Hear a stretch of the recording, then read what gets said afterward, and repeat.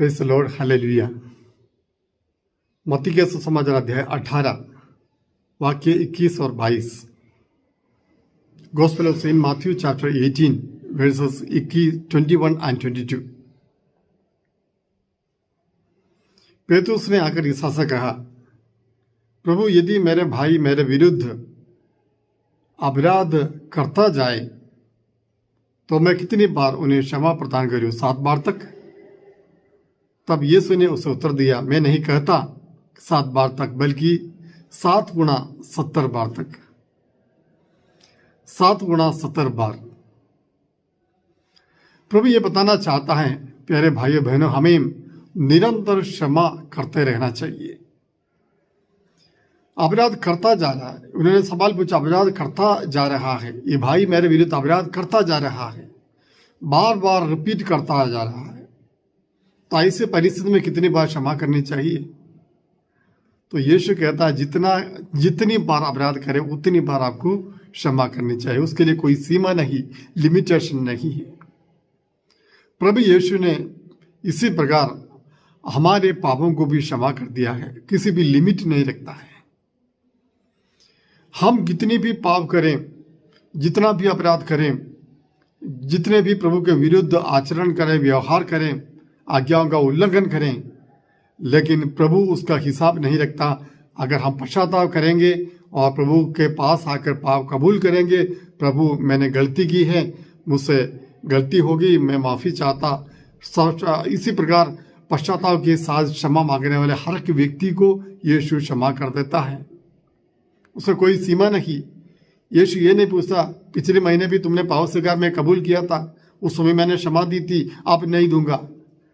प्रभु ऐसा नहीं कहता है। कोई सीमा नहीं, ईश्वर की क्षमा के लिए कोई सीमा नहीं है।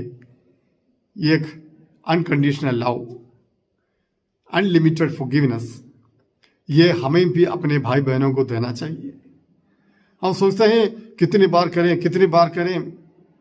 क्षमा की सब्र टूट गई, अभी बार बार मैं क्षमा करता, फिर वही दोहराता है, वही गलती दोहराता है, तो मैं क्या करूं? परेशान हो जाता है।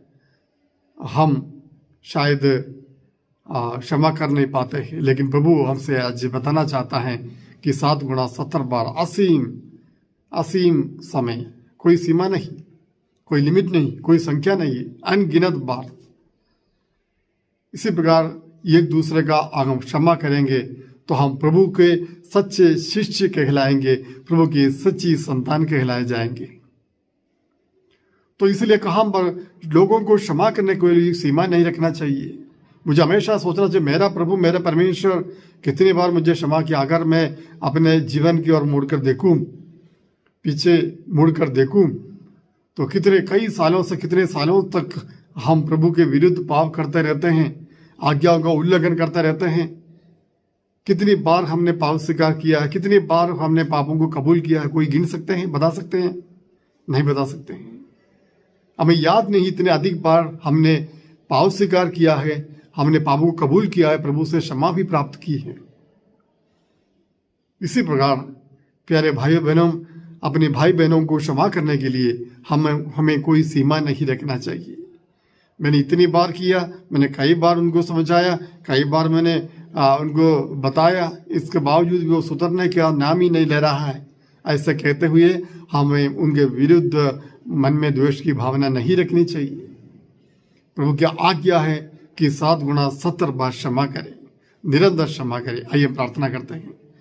ये प्रभु यीशु, आपको धन्यवाद, आपकी स्तुति आराधना करते हैं। प्रभु आपके वचन के अनुसार हम जीवन बिताना चाहते हैं। प्रभु जो उत्तर आपने संत पेत्रुस को दिया, वही उत्तर आज हमें भी देता है कि 7 गुना 70 बार अपने भाई बहनों का अपराधों को क्षमा करना। हाँ प्रभु, अक्सर हम ये भूल जाते हैं कि आप हमारे असंख्य पापों को क्षमा करते आ रहे हैं।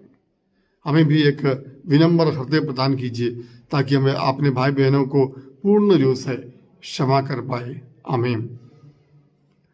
प्रभु आप लोगों के साथ को सर्वशक्तिमान ईश्वर पिता और पुत्र और पवित्र आत्मा आपको आशीर्वाद प्रदान करे। आमीन।